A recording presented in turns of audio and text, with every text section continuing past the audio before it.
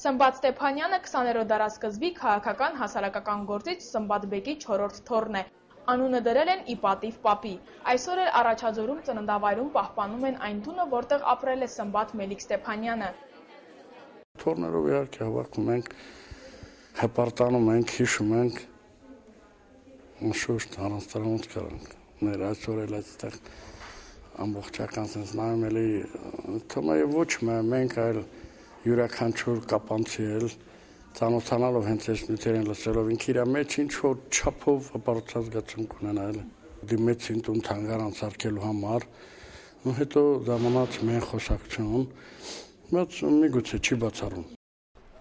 Այսօր Կապանի թիվ 6 միջնակարգ դպրոցում 130-ամյակի կապակցությամբ Երկրագիտական թանգարանը Սմբատ Մելիք Ստեփանյանը եւ իր ժամանակը խորագրով ցուցադրություն եւ գիտաժողով էր կազմակերպել։ Նա ծնվել է 1879-ին Առաջաձորում։ Արտասահմանում կրթություն ստանալուց հետո 1905-ին վերադարձել է հայրենի քաղաք Ղափան։ Երկրագիտական թանգարանի աշխատակիցները ջանացել էին հնարավորինս շատ նյութեր հայթայթել։ Այդ հարցում նրանց օգնել են թե առաջաձորցիները, թե առանձին անհատներ, նաև օգտվել են ազգային անվտանգության արխիվներից։ Երկրագիտական թանգարանի տնօրենը Սմբատ Մելիք Ստեփանյանի դերը մի քանի տեսանկյունից է կարևորում։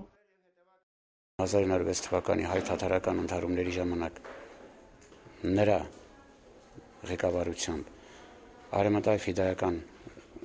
գործիչները եկան այստեղ, նրա ղեկավարությամբ իրականացրին ինքնապաշտպանությունը, կազմակերպեցին ինքնապաշտպանությունը։ Երկրորդը 1918-20-21 թվականներին լինելով Ղափանի ազգային խորհրդի նախագահ, նա ինքն էր ղեկավարում եւ ինքնապաշտպանությունը,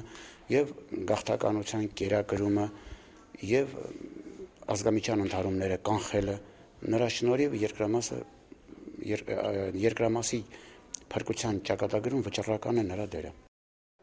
Սա այն մարդն է, որի արձանը պետք է դրվի Կապանի կենտրոնում, ասում է Գրիշա Սմբատյանը։ Թիվ 6 միջնակարգ դպրոցի դահլիճում ասեղ գցելու տեղ չկար։ Միջոցառումից առաջ հրավիրվածները ծանոթացան ցուցադրության ներկայացված նյութերին։ Դրանք Սմբատ բեկի անձնական իրերն էին, աշխատանքային գրքույկ, սևագրության տետր, նամակներ, ձեռագրեր։ Գորգը, որը փրված էր Սմբատ բեկի տանը։ Խորհրդային շրջանում Սմբատ Մելիք Ստեփանյանի անունը արգելվում էր շոշափել։ Պահպանված ձեռագրերում այս մասին պատմող նյութեր ևս կան։ 1937-ին նրան աքսորել են, վախճանվել է 1940-ին։ Այդ ճյունը թաղվել է հենց աքսորավայրում Կրասնոյարսկում։ Միջոցառման երկրորդ մասում խոսվեց Մելիք Ստեփանյանների տոհմի կանանց դերի մասին։